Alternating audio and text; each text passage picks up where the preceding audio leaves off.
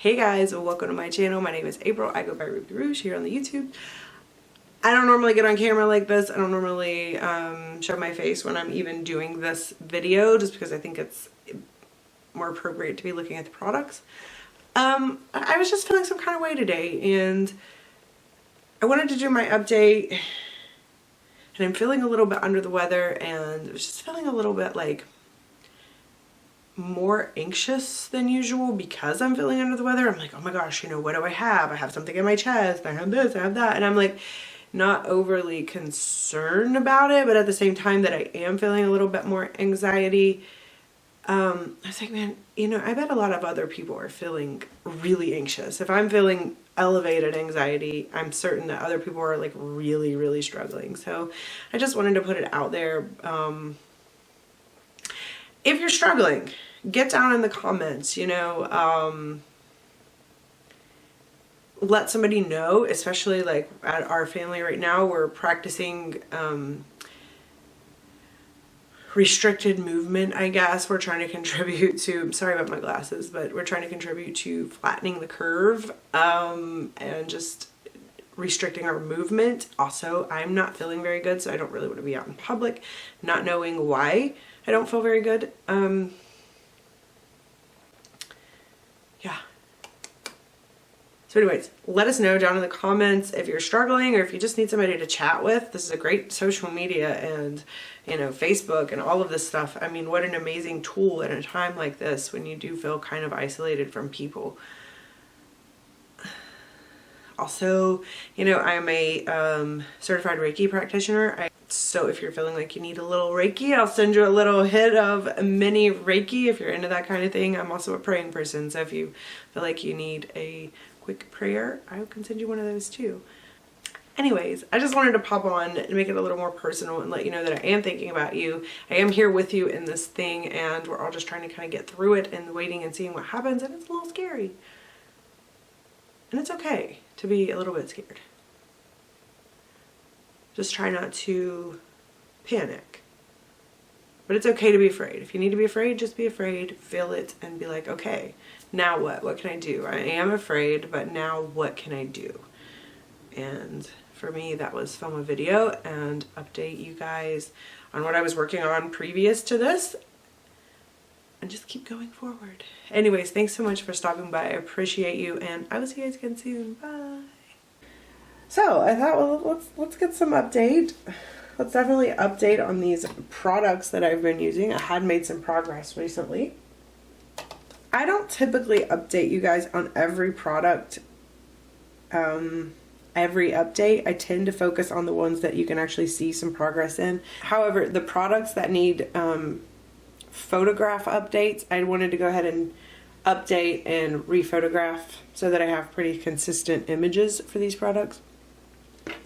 This is the Aucoin Neo Bronzer. I don't think there's a ton of progress in this. I just added it in last update, so it's less than a month. I'm loving this powder. I really am liking it a lot more than I thought that I would. It's a weird, I still haven't quite figured it out. It did have like an overspray on it, and I was kind of disappointed because the overspray was really, really beautiful.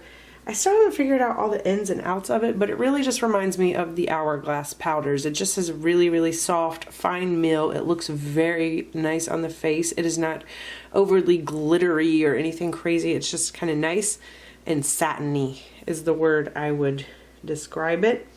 So I'm really enjoying this, but visibly there's probably not much progress.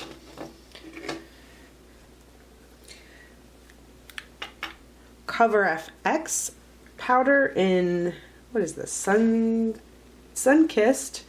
Love this. I talk about it. I introduced it pretty well in the last video. This one may be getting, it has visible progress on it. There's a nice dip. I don't think it's going to have any photographic progress unless I can catch a shadow or something, but there is a visible dip. Love this bronzer though. It is just beautiful, and if you want to know more about it, watch my last video. I am not going to update MAC Velvet Teddy because there's no progress. Colourpop Aquarius, no progress. There is, however, progress in Bite Glace. And last time I was, let's see. So you can see my mark for progress. This time I had 1 and then now we're at 2. So there was progress there. I'm really enjoying this color. It's just an easy to wear neutral color. They have reformulated these. I haven't seen a lot of reviews, but so far I haven't heard really anything bad. So I'm very curious to try this because I really loved this pencil formulation. I'd never have cared for their bullets, but I love this pencil formulation. I think it is a really good formula. Bite Beauty Chai does not have progress. Colourpop Charming does have progress, but you can't really mark it, so I'm not going to show it in this one. I do have something that's finished, and that is the Sephora Gloss Shine. I really enjoyed this. They're still like, it's getting really hard to get out of there. I really enjoyed this. I don't know if they still sell these, but these are actually really nice. The Sephora lip products are usually pretty affordable. This is the Gel Gloss Ultra Brilliant Ultra Shine Lip Gel. It was nice consistency. It wasn't overly sticky. The color was really pretty. I would totally buy this again. It did go really, really fast though. I had a mark, but like last update, it barely had any progress. So I used this all in 1 month. For the first part of the year, I am considering replacing some of these with like similar products. This is the Neutrogena Hydro Boost, just another pink gloss that I need to use. I have used this one a little bit. I do like it. Don't really have any complaints about it. So we're going to replace it with this one. Anastasia Fudge. I think it probably does have some progress, but it's not very visible, so this one is Tarte Tipsy. Once again, I don't think I've used this one that much. I mainly just wanted to rephotograph it, so it is out. I have used this one quite a bit. I don't know if there's going to be any visible progress. This is in Blushing Bride. I think I call it Memorable a lot because I used Memorable last, was the last Tarte blush I went through, and it's very, very, very similar. So this is Blushing Bride, not to be confusing. The IT Brow Power Pencil didn't get a lot of use this last month. I got my eyebrows, the microblading, I had it touched up, so I didn't put, you can't put makeup on your eyebrows when you do that. So there's that. That also brings me into the Viseart brow palette. I'm assuming there's probably not a ton of progress, maybe a little bit, but I did want to photograph this one. So the Hourglass Ambient Lighting palette I finished in the last update. Ofra Wheel highlighter. Once again, just a product I don't think you're gonna, I use all the time. I don't think you're gonna see a lot of progress in, but I wanted to photograph, so. Smashbox. This is my Smashbox palette. I think you're actually gonna see some progress in this one. Let's get a close look at this, if we can. Sometimes the focus is a little challenging. There we go. You can see a nice good pan there. This is so thin of a layer. I've repressed this, and I'm not the best represser to begin with, but that is such a thin layer. I don't know if I'll be able to capture how thin it is, but I'm looking for that to actually just kind of flake off. So yeah, this might start flaking, but I've enjoyed this bronzer so much, this contour palette so much. I just want to finish these two. I'm not that concerned with this product. I'm really excited. So last update, I was like, I'm not showing you guys this product again until there's another pan. Finally, that gave me the motivation to finally hit pan in another shade. This is just such a hard palette to, it's an easy palette to use. I love it. A little bit goes such a long way. The product is incredibly pigmented. And there's so many similar shades that I tend to just kind of dip into kind of randomly. So I focused my attention onto that one. I'm like, I'm going to use that one every time I use this palette. Have another pan. I'm so excited about that. So yeah, if you can't see, I mean, there's some good dips going on in this palette. It's just hard to kind of see.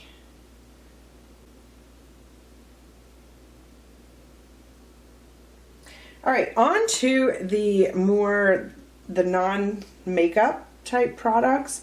I love having these in my project pans. I know everybody has their own rules for project panning, but like having skincare and some non-makeup items is so nice because it helps you stay motivated a lot of times because they go a lot faster and they show progress and it's just nice. So it's a good way to not only get some use out of other types of products we tend to forget about, but also help you stay motivated. This is the Ofra Peptide Brightening Mask Dark Spot Corrector. I think that this works pretty well. I wouldn't pay full price for it, but I have some progress here and I use this on a regular basis. I really enjoy it. I try to use this roughly once a week.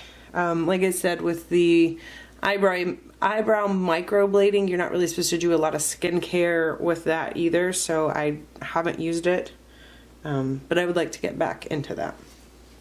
Soap and Glory foot cream. I'm not liking this as much as I used to. I don't know if my needs have changed or the product has changed, or I just wasn't as detail oriented when I first started paying attention to this product. I don't feel like it's giving me the moisture that my Bath & Body Works one used to give me. The Bath & Body Works one with the AHAs in it. I love foot creams to have AHAs. I think that's like the best thing ever. It just gets any of that dead skin off and it's just so nice.